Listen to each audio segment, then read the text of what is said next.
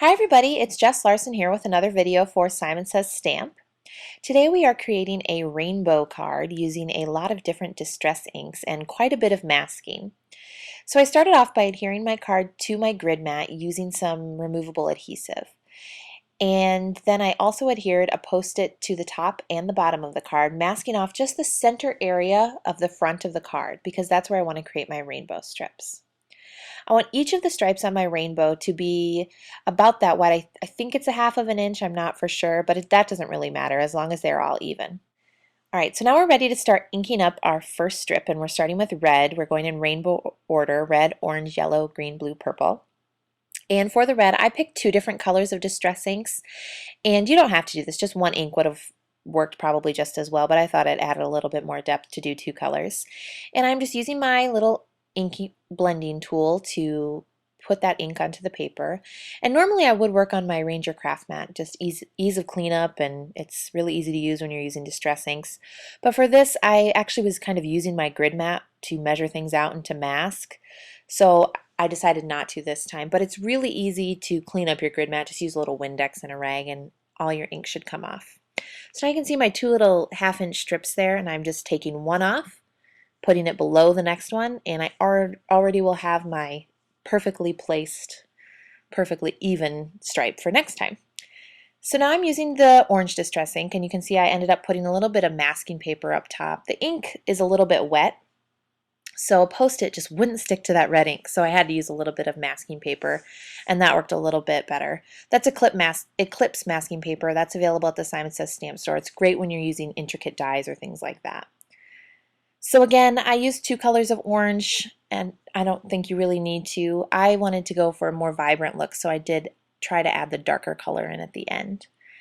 And then we're just going to go along here and ink all of our colors up.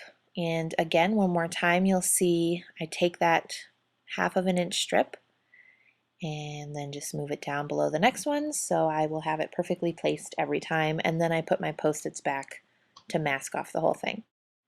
And now I'm going in with some mustard seed for the yellow, and I think for the rest of these I will show you, but I'll just play a little music for them.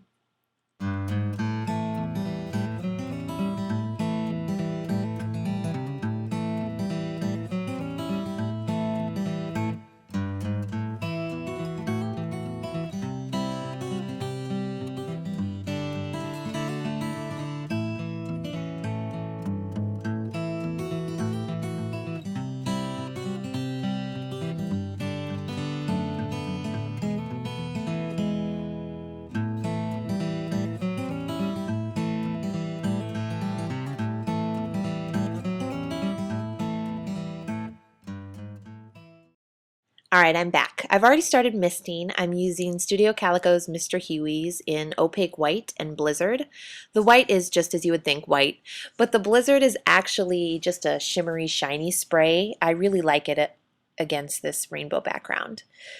And for the sentiment, we're using Just Saying Hello from Lon Fawn's Grand Greetings. And I wanted to emboss it in white, so I was really sure to make sure that my background was dry. I dried it with my heat tool, and I also hit it with the EK Success powder tool just so the embossing powder wouldn't go anywhere I didn't want it to go, and that worked pretty well. And then I will just hit this with my heat gun and the sentiment will be embossed. And then I also wanted to add some clouds to the little rainbow, so I used the Simon Says Stamp die. And it actually is meant to be a talk bubble die, I think, but I really like it for clouds. I think it makes really nice big puffy clouds.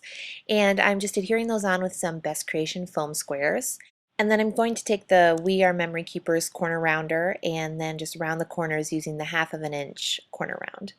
And that is the card for today, you guys. Here is a photo of the finished product, and thanks so much for watching.